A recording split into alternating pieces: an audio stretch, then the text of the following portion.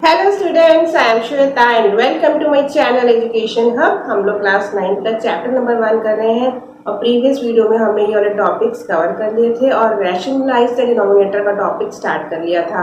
तो उसी से रिलेटेड आज हमारी एक्सरसाइज 1.4 हम करने जा रहे हैं। तो क्वेश्चन नंबर 1 क्या कहता है? Question number 1 says classify the following numbers as rational और इरैशनल। अब रैशनल और इरैशनल हम अच्छे से सीख चुके हैं कि रैशनल नंबर कौन से होते हैं, इरैशनल कौन से होते हैं, तो इसको हम जल्दी से कवर कर लेते हैं। तो फर्स्ट क्वेश्चन क्या है? 2 माइनस √5।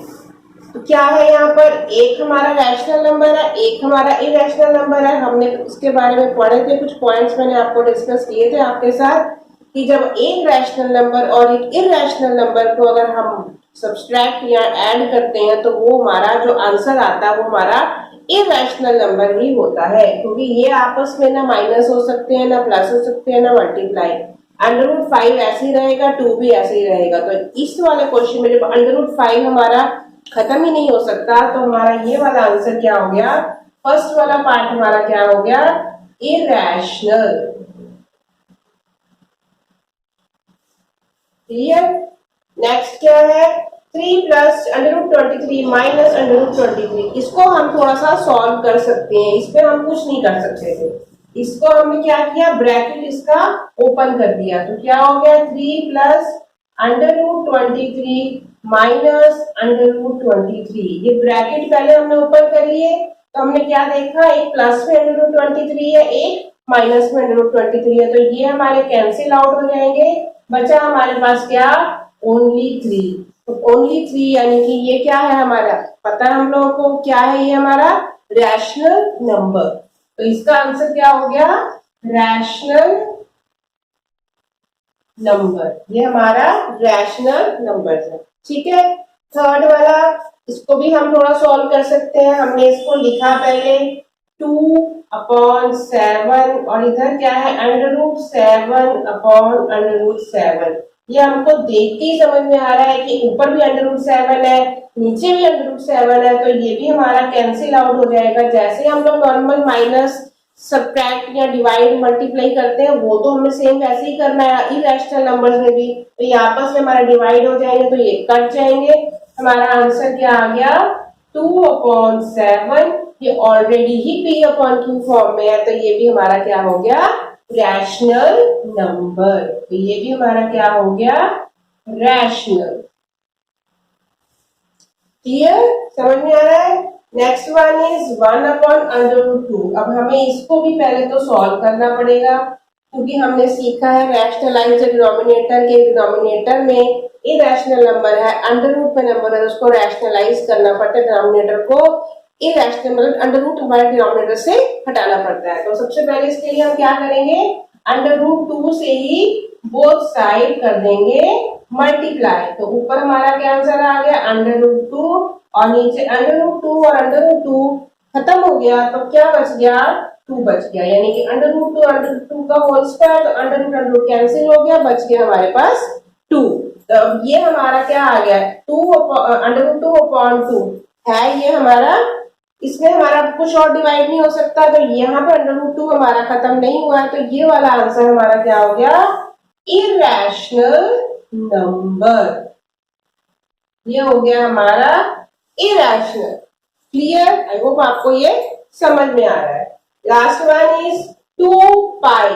अब पाई की आप लोगों को पता है पाई क्या होता है? पाई की वैल्यू होती है 3.14, ऐसे करके खत्म नहीं होती इसकी value. Non recurring non repeating value होती है। तो पाई को अगर हम किसी नंबर से मल्टीप्लाई करेंगे तो वो वैल्यू भी हमारी वैसे की वैसे ही रहने वाली है। इसका मतलब ये वाला आंसर भी हमारा क्या है? Irrational number. क्लियर हो गया question? Question number 2। Question number 2 में ये कुछ हमें क्वेश्चंस दिए हुए हैं। Simplify each of the following expressions. In expressions को सॉल्व करना है और इसको सॉल्व करने का तरीका भी हम प्रीवियस वीडियो में सीख चुके हैं कि हमें ऐसे एक्सप्रेशंस को कैसे सॉल्व किया जाता है, कहां पर आइडेंटिटी लगानी है, कहां पर नहीं लगानी है। पहला क्वेश्चन स्टार्ट करते हैं। 3 प्लस √3 एक ब्रैकेट में है और 2 प्लस √2 हमारे दूसरे ब्रैकेट में है अब ध्यान से देखो, यहाँ पर 3 है, यहाँ 2 है, यहाँ √3 है, यहाँ √2 है, तो आपस में कोई भी टर्म सेम नहीं है। जब कोई भी टर्म सेम नहीं है तो यहाँ पर कोई आइडेंटिटी नहीं लगेगी, इसको हमको पूरा ओपन करके मल्टीप्लाई करना पड़ेगा। तो क्या करेंगे, सबसे पहले 3 लिखा और ये वाला नंबर हमने इसके साथ लिख दिया। क्या करना क्या होता है आपको पता ही है, ब्रैकेट, जब एक ब्रैकेट बाइनोमियल को बाइनोमियल के साथ जब हम मल्टीप्लाई करते हैं, हमने अलजेब्रा में सीखा था एक्स वाले टर्म में, वेरिएबल्स वाले में, कि अगर दो नंबर है वेरिएबल तो क्या करते हैं, पहले वाले नंबर को दूसरे दोनों के साथ मल्टीप्लाई करते थे, फिर प्लस दूसरा वाला नंबर भी दूसरे दोनों नंबर से हम मल्टीप्लाई करते थे। तो हमने 3 लिखा बाहर और इस वाले नंबर्स को पूरा लिख दिया अंदर, हम 3 को इन दोनों से मल्टीप्लाई करेंगे। अब √3 से पहले क्या आ रहा है, प्लस, तो यहाँ लगा दिया हमने प्लस, फिर लिखा हमने √3। अब √3 को भी हमें इन दोनों के साथ मल्टीप्लाई करना है, तो हमारा क्या हो जाएगा, 2 + √2। क्लियर, हमने दोनों बारी लिख लिया। अब हमें इसको ब्रैकेट को खोलना है, इनको मल्टीप्लाई करके इनको ओपन करना है।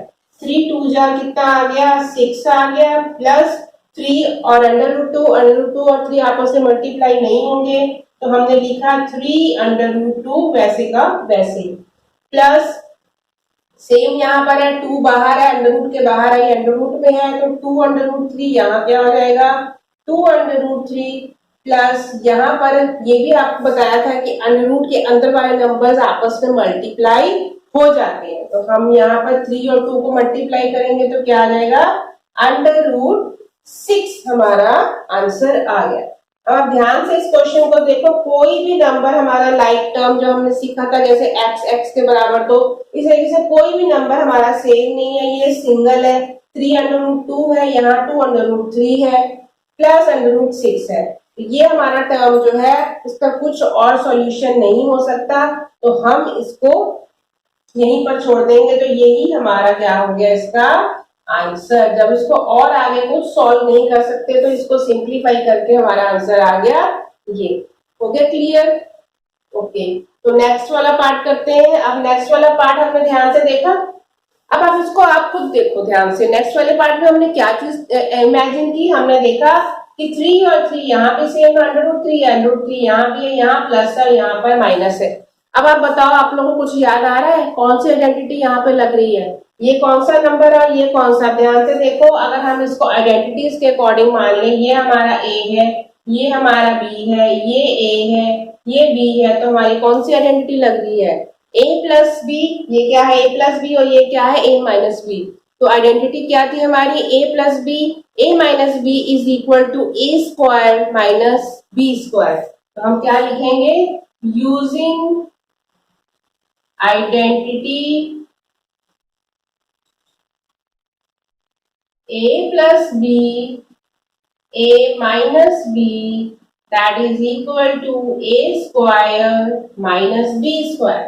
तो ये आइडेंटिटी लगाएंगे तो ये हमारा दोनों टर्म को क्या करेंगे, a का स्क्वायर यानी कि 3 का स्क्वायर कर देंगे और माइनस करके b का यानी कि √3 का स्क्वायर हम करेंगे, तो हमारा सॉल्यूशन हो जाएगा। तो क्या हो गया, 3 का स्क्वायर माइनस √3 का स्क्वायर। तो हमारा आंसर अब सिंपल है, इसको सॉल्व कर दो। 3 3 यहाँ हो गया 9, √3 का स्क्वायर करेंगे तो अंडर कैंसिल हो जाएगा, 3 का हमारा 3 रह जाएगा, तो ये हमारा हो गया 9 - 3।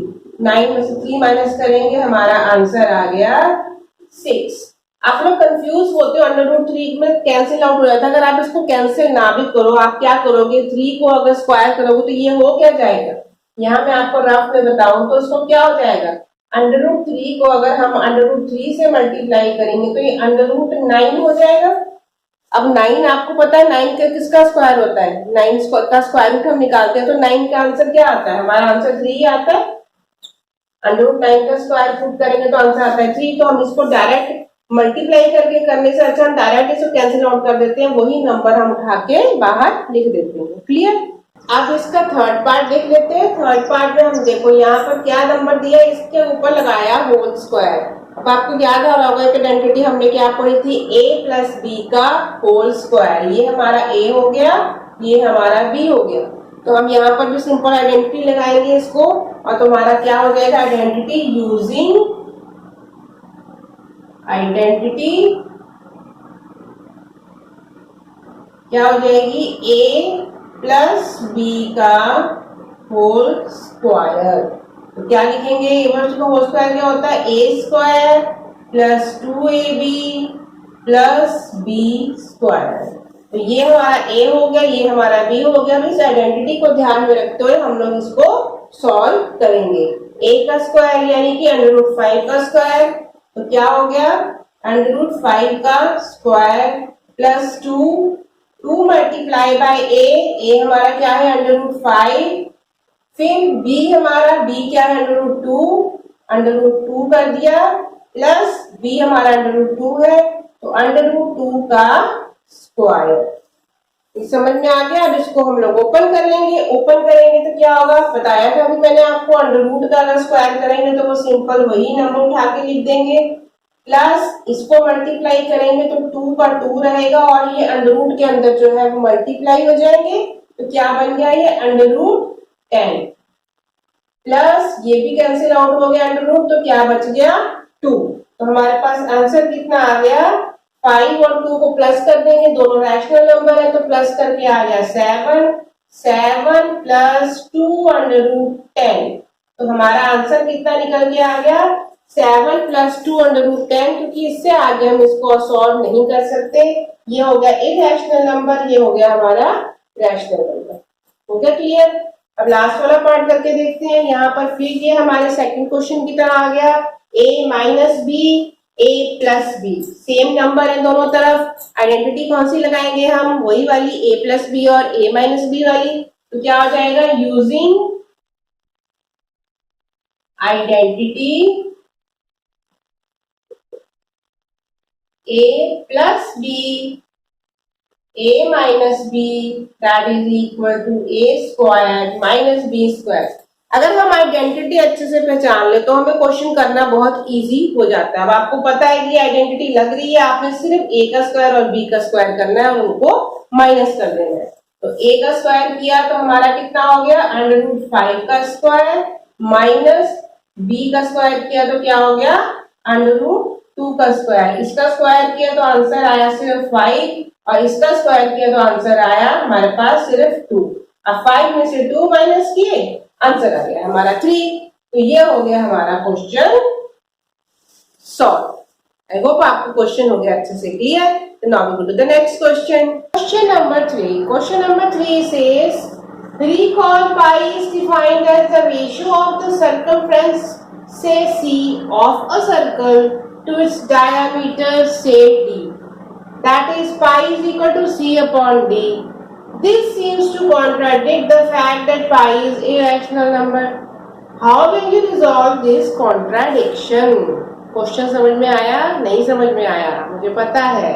इसको हम पहले मैं एक्सप्लेन करती हूँ कि क्वेश्चन में बोला क्या गया है। अच्छा, आप लोगों को सर्कमफ्रेंस पता है, अपने प्रीवियस क्लासेस में पढ़ा हुआ है। ये होता है हमारा सर्कल, ये होता है हमारा सर्कल। सर्कल का भी हम, ये होता है उसके बीच में उसका रेडियस, ये होता है उसका डायमीटर। क्लियर। तो हम लोगों ने पढ़ा हुआ है सर्कमफ्रेंस क्या होता है। पैरामीटर आप लोगों को पता है, पैरामीटर मतलब आउटर कवरिंग। यहाँ पर सर्कमफ्रेंस हमने सीखा हुआ है। तो जो इसका बाहर वाला हिस्सा जो होता है वो होता है हमारा सर्कमफ्रेंस। और यहाँ से लेके यहाँ तक ये हमारा होता है आर और ये भी होता है आर। तो दोनों को मिला के ये पूरा हमारा क्या बन जाता है, डायामीटर। ठीक है। तो हमने क्या पढ़ा था, सर्कमफ्रेंस का फॉर्मूला आप लोगों को याद होगा। सर्कमफ्रेंस इज इक्वल टू क्या पढ़ा है, 2 पाई आर। ध्यान दो, आप लोगों ने क्या पढ़ा था, 2 पाई आर। अब 2 पाई आर है तो पाई के साथ ये जो 2 आ रहा है, ये 2 बारी आर को हम यहाँ पर डी लिख सकते हैं। तो इसको हम ऐसे भी लिख सकते हैं, ये हमारा क्या हो गया, pi D. C is equal to pi D. पहले तो मैं आपको ये समझा रही हूँ कि ये pi is equal to C upon D आया कहां से। क्लियर। तो अब यहां से हम पाई की वैल्यू निकाल लेंगे तो क्या हो जाएगा, पाई इज इक्वल टू सी, ये डी हमारा चला गया नीचे। तो ये इन्होंने बोला है पाई कैसे डिफाइन किया गया है, डिफाइन किया गया रेशियो ऑफ द सर्कमफ्रेंस और डायमीटर का जो रेशियो आ रहा है उसकी वैल्यू डिफाइन की गई है कि पाई किसके बराबर होता है, सर्कमफ्रेंस अपॉन डायमीटर डायमीटर के बराबर होता है, that is pi is equal to C upon D. ये कहां से आया, ये मैंने आपको बताया। Here this seems to contradict the fact that pi is irrational। अब इससे ये कॉन्ट्राडिक्ट आता है, ये बात क्या होती है कि अगर ये इन दोनों की वैल्यू है तो पाई जो है हमारा इररेशनल कैसे हो सकता है। इन दोनों की वैल्यू को सॉल्व करेंगे तो फॉर्म में आ रहा है, ये दोनों आपको दिख रहे हैं, ये p अपॉन क्यू फॉर्म में है, तो ये तो हमारा रैशनल नंबर हो गया। तो वो कह रहे हैं कि ये अगर पाई की वैल्यू ये रैशनल नंबर आ रही है तो हम ये कैसे कह सकते हैं कि पाई जो है हमारा इररेशनल नंबर है। How will you resolve this contradiction, तो आप इस कॉन्ट्रडिक्शन को कैसे रिजॉल्व करोगे। क्लियर है, क्वेश्चन समझ में आ गया। अब हम इसको ध्यान से देखते हैं। अब इन्होंने क्या बोला, पाई की वैल्यू क्या होती है, सर्कमफ्रेंस अपॉन डी। सर्कमफ्रेंस होता क्या है, अभी मैंने आपको बताया, जो इसका आउटर एरिया होता है ये होता है हमारा इसका पूरा सर्कमफ्रेंस। हम सर्कमफ्रेंस को अगर कैलकुलेट ना करें तो हम कैसे मेजर करेंगे, हम टेप से, इंची टेप से, मेजरमेंट टेप से उसको मेजर करते हैं। तो जब भी हम किसी भी सर्कल को या किसी भी मेजरमेंट को अगर हम इंची टेप से या मेजरमेंट स्केल से या मेजरमेंट टेप से मेजर करते हैं तो जो भी वैल्यू हमारी आती है वो कभी भी हमारी एक्यूरेट वैल्यू नहीं आती है। जो भी इसकी वैल्यू आएगी, जो भी इसकी मेजरमेंट आएगी वो हमारी क्या होती है, अप्रोक्सीमेट वैल्यू होती है। अप्रोक्सीमेट वैल्यू होती है। जैसे ही हमारा डायामीटर है, कभी भी इसको हम एग्जैक्ट वैल्यू नहीं मानते। डायामीटर भी जैसे हमारा सर्कमफ्रेंस है, इसकी मेजरमेंट हमारी अप्रोक्सीमेट होती है, मानी जाती है। ये कुछ भी डेसिमल, कुछ भी मिलीमीटर का डिफरेंस भी हो सकता है, कभी भी बिल्कुल एक्यूरेट नहीं होता। इसलिए इसको कभी भी हम लोग एग्जैक्ट वैल्यू नहीं मानते हैं मेजरमेंट वाले क्वेश्चंस में। तो ये हमारा अप्रोक्सीमेट वैल्यू ही मानी जाती है। सेम केस हमारा डायामीटर के साथ है। डायामीटर भी हमारा मेजरमेंट हम करेंगे तो डायामीटर भी हमारा जो क्या है, एक अप्रोक्सीमेट वैल्यू ही मानी जाएगी। क्वेश्चन समझ में आया। जब ये दोनों वैल्यू अप्रोक्सीमेट मानी जाएगी तो हम ये कैसे कह सकते हैं कि ये अप्रोक्सीमेट वैल्यू है सर्कमफ्रेंस की, वो रैशनल नंबर है। रैशनल नंबर तो वो नंबर होते हैं जो टर्मिनेटिंग होते हैं या नॉन टर्मिनेटिंग रेकरिंग होते हैं। अब हम कैसे बोलेंगे, अगर अप्रोक्सीमेट वैल्यू में डेसिमल के बाद कुछ भी नंबर आ सकते हैं तो वो non terminating, non recurring number भी हो सकता है। तो हम ये नहीं कह सकते कि जो सर्कमफ्रेंस है ये हमारा सर्कमफ्रेंस है, ये हमारा रैशनल है। हम कह ही नहीं सकते कि सर्कमफ्रेंस हमारा रैशनल है। रैशनल और इरैशनल ये कोई भी नंबर हो सकता है, इरैशनल भी हो सकता है, इरैशनल भी हो सकता है। सिमिलरली जो डी है हमारा, ये रैशनल भी हो सकता है, इरैशनल भी हो सकता है। जब हमें पता ही नहीं है कि सी या डी में कोई रैशनल है या इरैशनल है, तो हम कह सकते हैं कि जो हमारी पाई की वैल्यू है, जब एक दोनों में से कोई सी का हमें पता ही नहीं, दोनों अप्रोक्सीमेट वैल्यू है, कौन सा रैशनल है कौन सा इरैशनल है, तो ये हमारा पूरा का पूरा इरैशनल ही बन गया।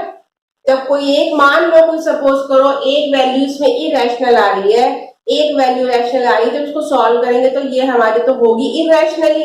तो पाई की वैल्यू हमारी क्या होती है, हमेशा इरैशनल वैल्यू होती है जो नॉन टर्मिनेटिंग, नॉन रेकरिंग होती है।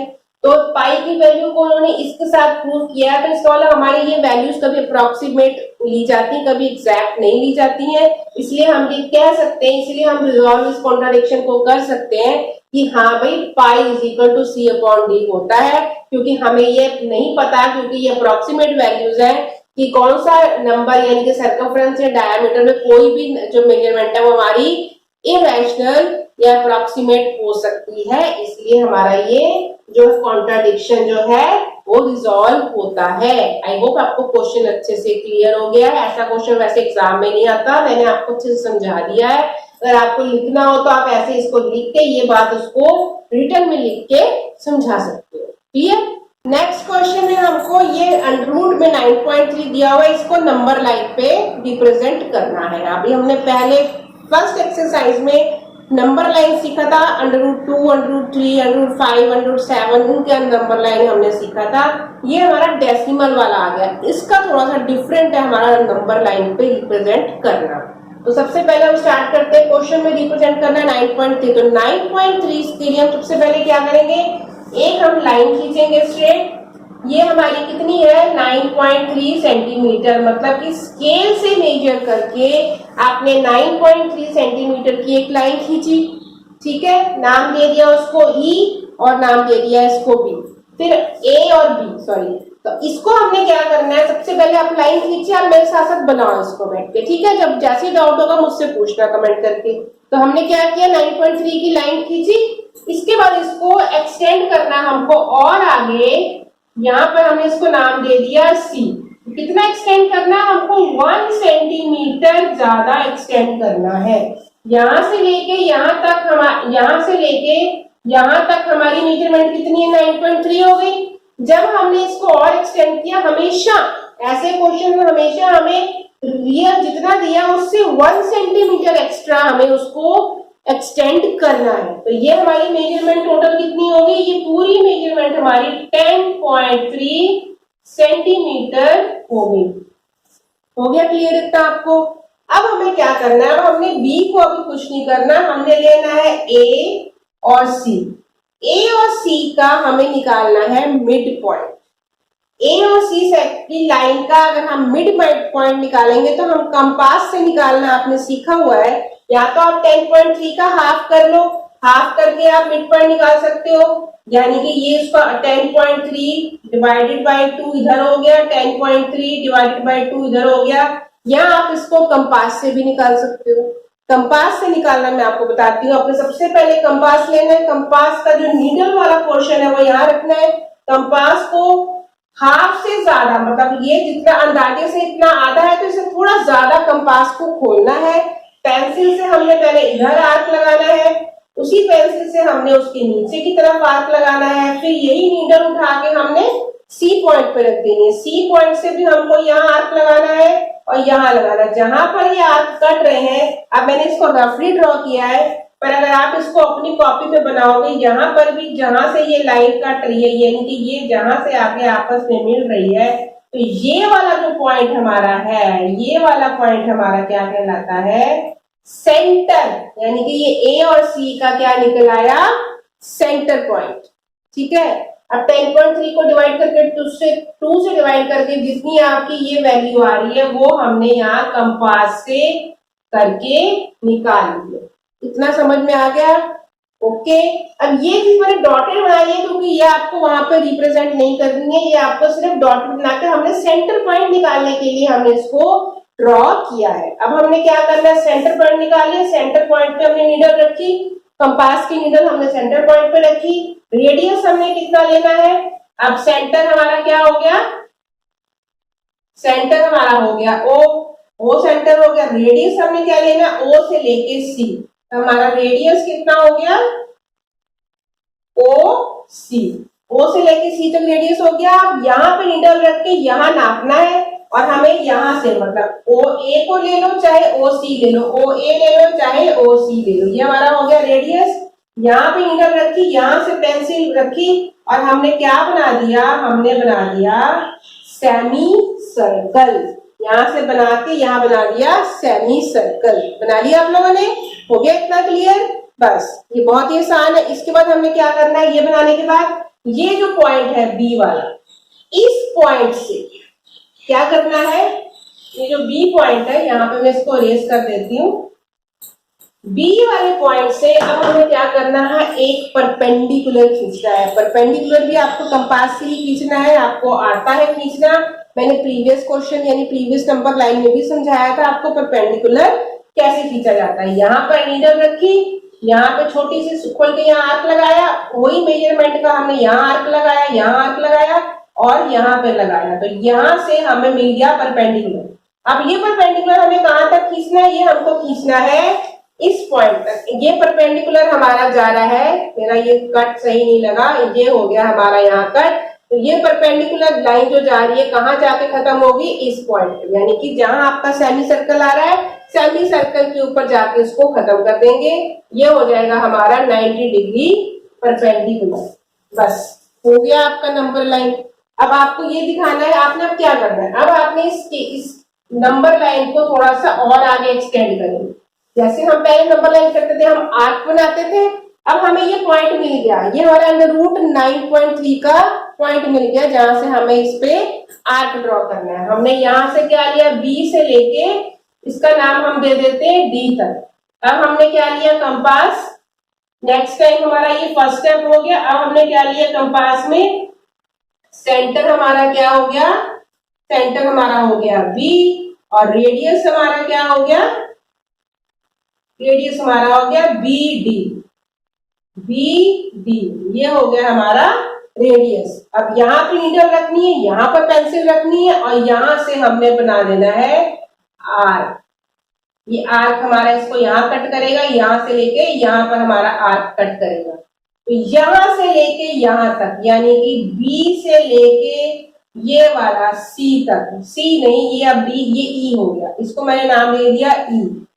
बी से लेके ये जो ई तक का जो हिस्सा है ये हमारा क्या होगा, ये हमारा समझ लो जीरो आ गया, जीरो।